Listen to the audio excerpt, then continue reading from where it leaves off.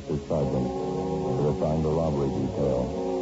A lone bandit robs a jewelry store in broad daylight. He takes $5,000 in precious stones. He's reckless. He's well armed. Your job?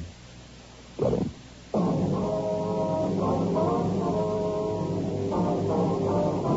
Dragnet, the documented drama of an actual crime.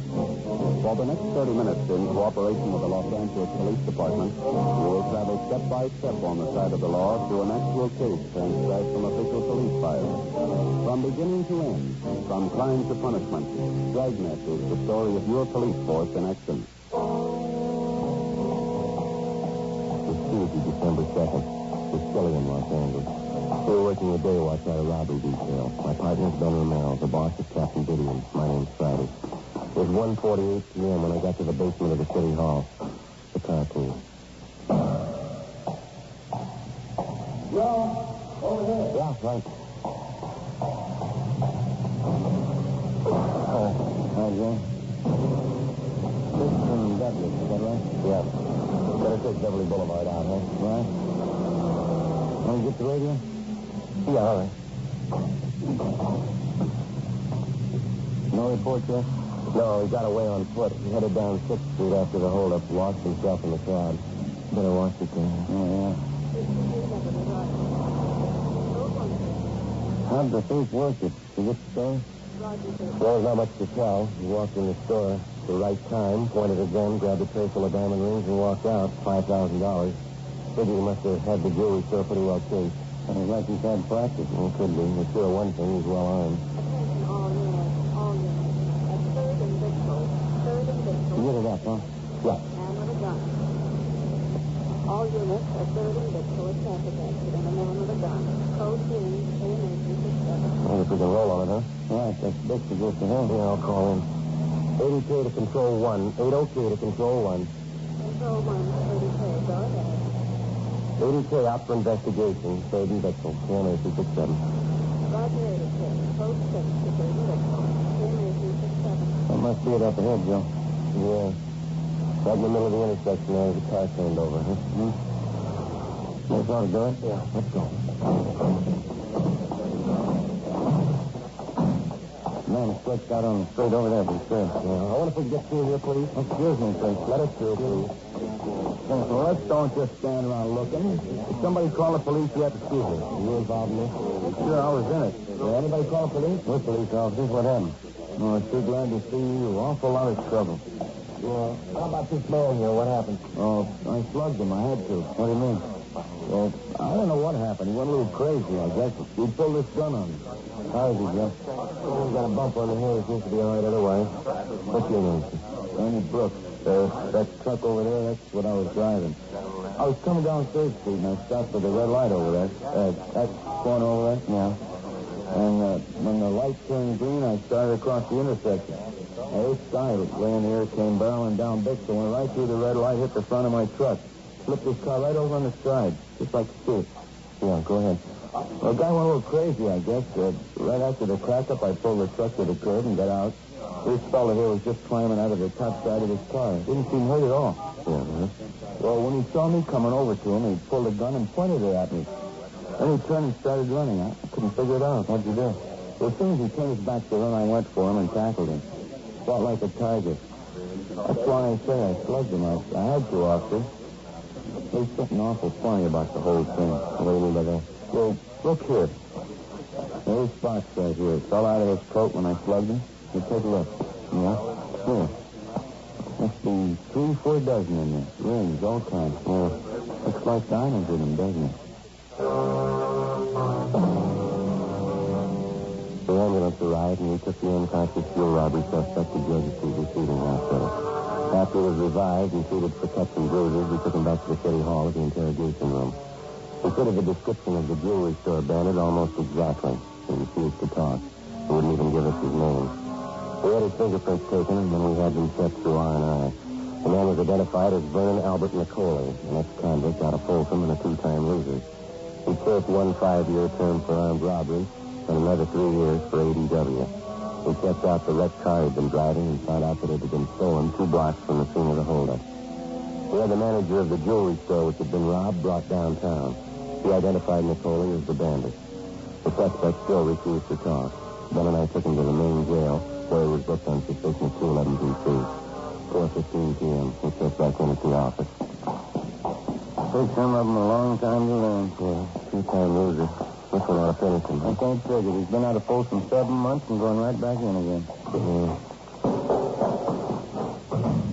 Well, we can get the complaint from the DA tomorrow and set the arraignment for Thursday. Yeah. Maybe check with the manager of the jewelry store first. Wonder if Nicole could have been in on those gas station holdup, remember? Last month? Yeah. Well, we'll have him in the show up Thursday and see what happens. You want to take care of the arrest report? Yeah, I'll get out an APB, too. Might turn up some outside jobs on him. I feel hungry. You still got that candy bar from lunch? Yeah, I think so. Yeah, here you go. Uh-huh. What's the matter with you lately, anyway? I don't know. Been eating like a horse, down the town. I'll stop. I'll get it. What do you got, Joe? Well, that does it. What? Nicole, he escaped. A broadcast and an all-points bulletin were gotten out on Vernon Nicole. All units in the vicinity of the escape were alerted. An hour passed. There was no report on the suspect. We checked with the main jail and got the details on the escape. They told us that while Nicole was being locked up in his cell, he pushed his fingers into the door jamb and had them badly mashed when the cell door closed on them. Both of Nicole's wrists were then handcuffed, and along with 2 other ailing suspects, he was taken over to Georgia Street Receiving Hospital by a pair of transportation officers. Going up the stairs to the hospital, Nicole had turned suddenly, kicked one of the officers in the stomach, slugged the other one, and escaped. It happened at about 4:14 p.m. By 11 o'clock that night, there wasn't a trace of the suspect. 7:30 the next morning, Ben and I checked back in for work. Nicole was still at large. Overnight report, Joe. Have a look. What we got? Yeah. Liquor store. Gas station. Mm-hmm. Another liquor store. All 3 of them held up between midnight and 2 a.m. Take a look at the bank description. Mm-hmm. WMA, 5 feet 950 pounds. Medium build, dark hazel, hairy black eyes, fair complexion, deep scar on chin. How about? Well, he didn't waste time getting started again, did he? It's a pretty big come down if it's Nicole. Diamond theft the liquor store. Well, he had to do something. He didn't have any clothes, no money. How about that car he used on those jobs? Stolen. Recovered early this morning. They're going over it for print. So now, Joe? Really? Get on this one right away. We did just have to call a minute ago. What's that? Here's the name and address. Matthew Hobbs, who runs a candy store near one of the grade schools over in Boyle Heights. He might be able to tell you something. Yeah, about what? Nicole. Saw him last night. We got in the car and drove over to the Boyle Heights district where we located Matthew Hobbs' place of business. It was a small store on Delray Avenue, 1 block from the neighborhood grammar school. The sign out in front read, New Geneva Candy Parlor and Variety Store. There was the usual display in the window. A wind-up train, a few inexpensive dolls, pencils, writing tablets, and some crepe paper. Inside, the main attraction was 2 long showcases filled with a variety of penny candy. There was a small soda fountain at the rear of the store, topped with a slab of worn marble. Matthew Hobbs was a small, thin man. He looked to be in his mid-60s. He sat behind one of the counters selling cellophane bags of Christmas candy while he talked to us. We asked him about Nicole. Yes, that's right. Vernon was here last night. About 10 o'clock, 10:15, no later. You want me to help him? Did you know Nicole that well, Mr. Hobbs? As well as I know most of the kids that grew up around here. Yes, I guess I knew him well. Well, what did he ask for in the way of help? His money, clothes. He got no family left. I guess I was the only one he thought to come to. Mm-hmm. Well, how is it that you didn't notify us sooner, Mr. Hobbs? I knew you'd ask. I'd like to explain if I could. Yes, sir, please. Did you hand me that stack of bags there, Sergeant? No. Yes? No, the number 2. Yeah, those, yeah. Mm-hmm. All right, here you are. Thank you. As I said, he knocked on my back door about 10 o'clock, and I let him in. Acted just like an animal. Some kind of crazy animal. Did he have handcuffs on? Yeah, but the chain connecting him was broken. It made me file off each handcuff. Yeah? I wouldn't do it at first. I had no idea what was going on. He said he'd kill me if I didn't help him. He kept threatening me. I never saw Vernon like that before. Uh-huh. Go on, Tim. You know, Sergeant, I knew that boy when he was in grammar school right up the street there. Won't you sit down and think sometimes, huh? Where they grow up and change? Yes, sir. Well, What happened after you took the cuffs off of him? He got out of his jail clothes and put on one of my suits. Took what I had in my wallet, $12, and then he kept running around and he found my gun. He took that with him, too. Well, didn't you think of calling for help? Not the way he acted, Sergeant. Just like a crazy animal. Wanted to kill me if I'd have tried anything. He warned me not to tell anybody he was here. He said he'd come back and kill me if I did. Well, I waited till this morning and I called the police. You said McCauley took a gun from Mr. Haddon. What kind of a gun was it? 32 automatic. Colt. I've had it for years. I have it registered with you people. He took just what he pleased. Clothes, guns, money. If you want the truth, Sergeant, I just wasn't brave enough to try to stop him. Well, when McCauley left here, did you notice if he had a car? No, he left on foot. Walked across the street and went down that way, towards town. I don't know. I don't suppose you'll get too far. I hope not. Do you have any idea who he might try to contact? Some of his old friends, his relatives? No, he doesn't have any folks I know of. Terrible thing, isn't it? Kids growing up. The way they change, like McCauley. I can understand them when they're kids. Seen hundreds of them come through here. Know what they're thinking, how they feel. Kind of a hobby. I understand kids. The trouble is they grow up. All of a sudden they stop being kids. I don't understand them after that.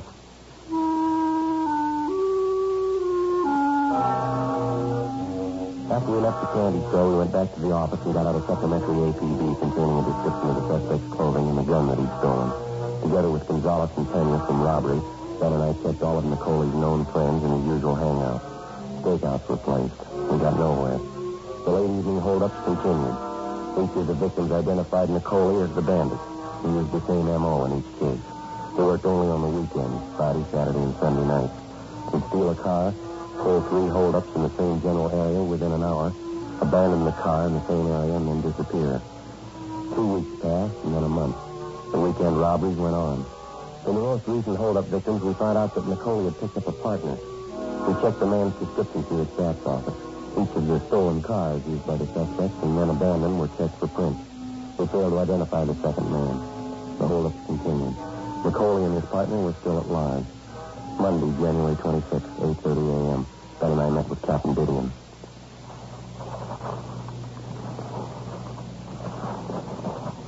What's the count, Skipper? The usual. 3 hold-ups Friday, 3 Saturday, 3 Sunday. He's proved his point. He's consistent. Now, when do you blow the whistle on him? We're doing everything that can be done. Stakeout, extra units on duty. Not enough. The corner pocket wants some results. They want them fast.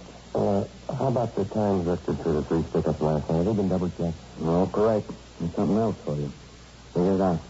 What is it, Joe? Oh, let's see. The drugstore out in West Hollywood robbed at 11:14 p.m. Yeah? All right, now this one. Coffee shop out in the valley. Robbed at 11:21 p.m. Both of them the same M.O., same area. Well, it doesn't figure. They couldn't have made it from the spot in West Hollywood out to the valley in 7 minutes. It's not possible. There's a report. Check it. I know, but how could they do it? There must be some way to work out the answer. There's got to be. I can give you a shortcut, McCauley. Find him. Another 2 weeks passed, and then 2 weeks more. Besides the extra men and units put in service on weekends, 24 separate stakeouts were established in areas where we figured McCauley and his accomplice would strike. Didn't help much. The holdups continued. There was only one difference. The description of the bandit didn't jive anymore. We still didn't have an answer to the superhuman speed that the 2 gunmen seemed to show in robbing victims at widely separated points, all within a short period of time. We stayed on it. Friday, February 21st. Ben and I took our turn on night stakeout in a vacant store on Sunset Boulevard. We were assigned to cover a drugstore and a bar directly across the street. We spent 2 weekends on the job. It was quiet. Nothing happened. The 3rd weekend was no different. One thing's for sure. We never have any luck taking stakeout. No, we didn't.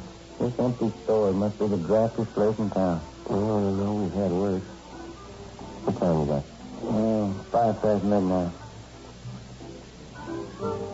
A little band over in the bar. Sure earn your money, don't you? Allowed anyway. Sure, Beth. Have a look. Hey, getting out of that car down the street there, see? Oh, yeah, they're heading for the bar. What do you think? Both got dark here. About the same bill. Sounds like they're in a hurry. They're going in the bar. Oh, come on.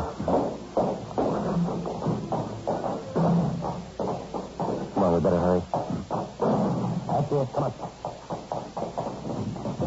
All right, throw on the gun. Look out. All right, hold it. Throw on your gun. Now, come on, hands behind your head. Watch it. All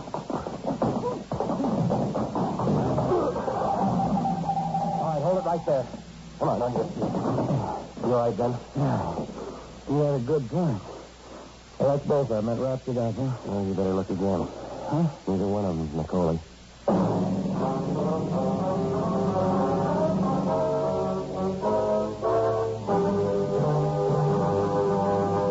You are listening to Dragnet, a series of authentic case histories documented from official files. Many of our corporate customers are worried about employees going wild purchasing office supplies. StaplesLink.com allows them to set up workflow approvals and gives them more control over purchases. StaplesLink.com and IBM are bringing office supplies and office management together. I'm Anne-Marie Keene of StaplesLink.com, Vice President of Business-to-Business E-commerce. StaplesLink took a great idea, a giant step forward. Staples revolutionized the office supply industry with the superstore.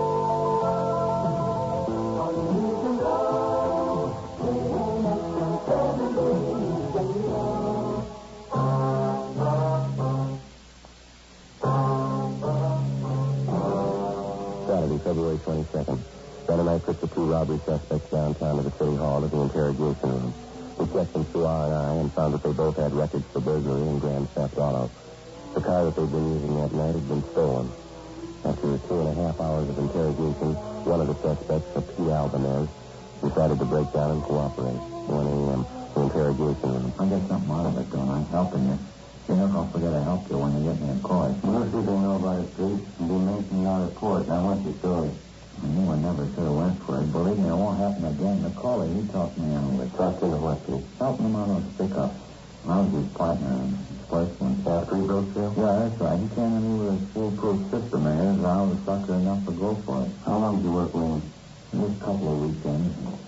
3, 4, maybe. I didn't get along with him. No, nobody gets along with him. He's a little crazy, I think. Who's working with him now? Oh, I don't know. He's had 2, 3 different guys. I don't know who's with him. Say, Sergeant, can I have a drink of water, please? I'll get you something.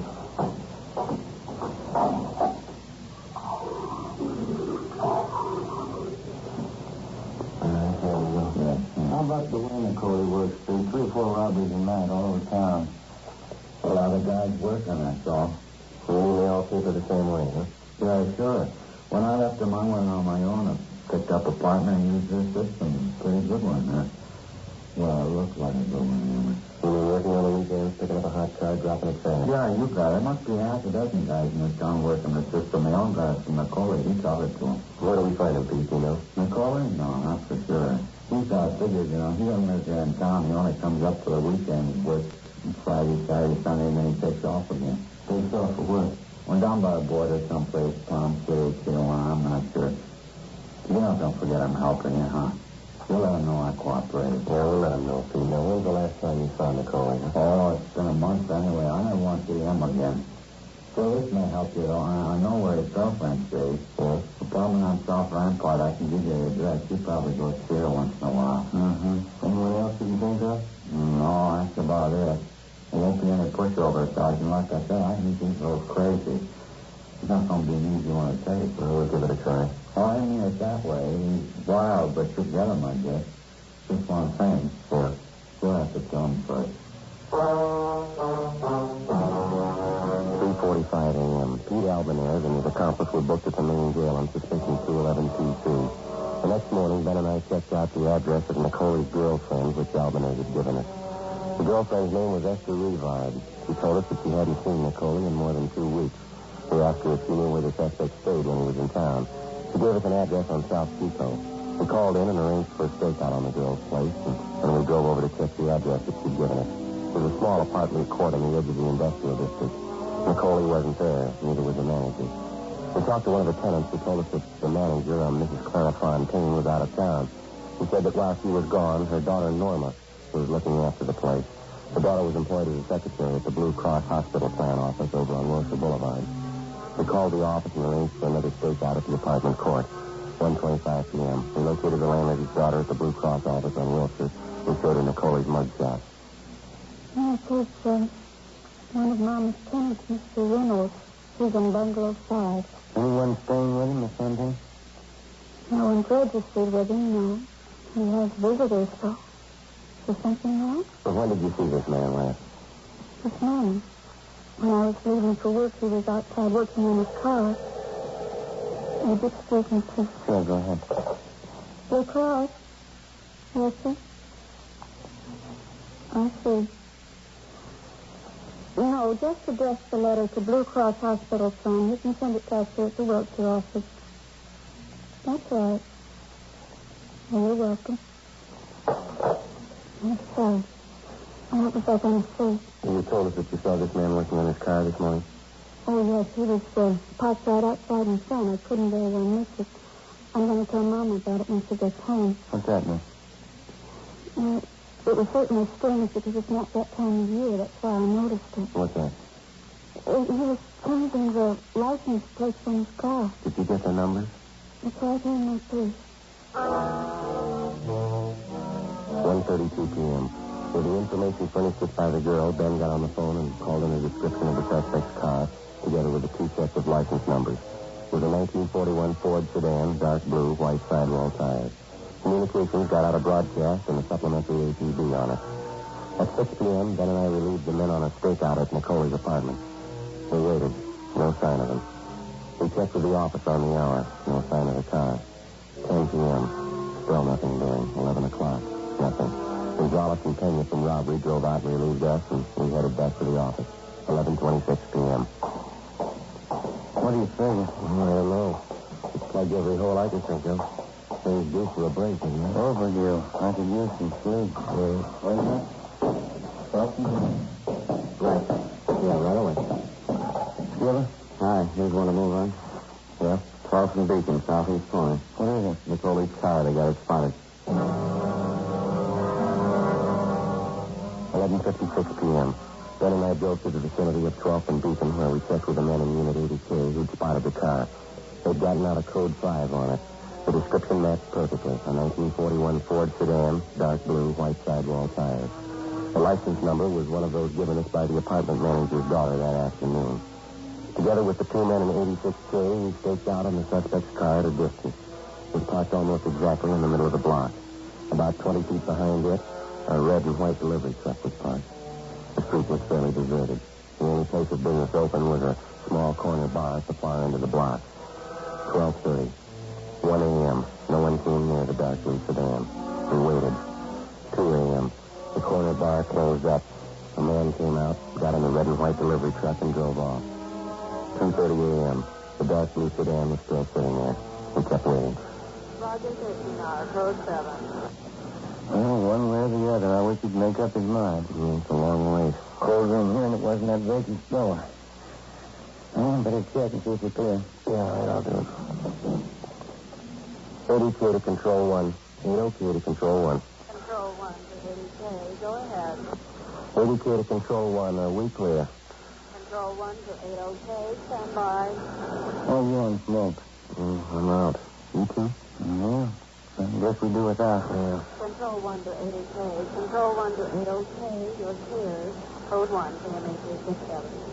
80K to Control 1, Roger. KM837. Hey, have a look, Joe. Just turn the corner. Where? Far end of the block, opposite side. Heading up this way. Yeah.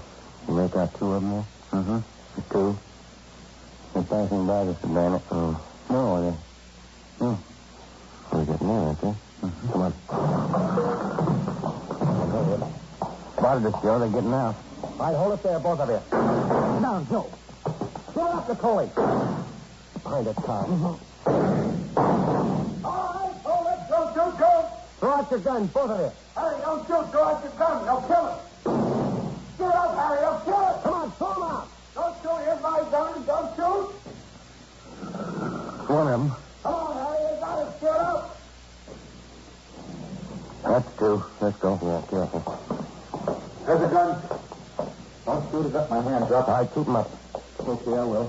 Just don't shoot. I didn't use my gun. Harry did. I tried to tell him you heard me. You heard me. You heard me not to shoot. Check my gun. I didn't shoot at you. Come on. Get him out in front of him. I'll get you. All right. Come on, officer. 3rd time for me. All right, save it. Okay, Joey, ready? Let's go. Please, huh? You need a break? You picked the wrong time to cry, mister. Please, huh? This is the third time for me. I'm no good in that. You had your chances. You took them away. That's not the deal, huh? I'm no good in jail. No good at all. You're no better out here. Let's go. The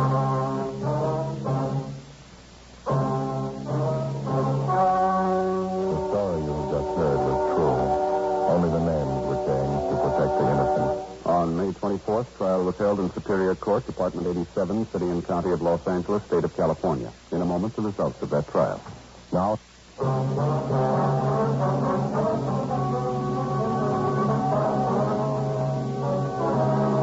Nicoli and his accomplices were tried and convicted on several counts of first-degree robbery. They received sentences as prescribed by law and are now serving their terms in the state penitentiary. First-degree robbery is punishable by a prison term of not less than 5 years, with a maximum life term. Ladies and gentlemen, the Red Cross has been asked by your government to help the nation mobilize for defense. You can help by giving generously to the Red Cross.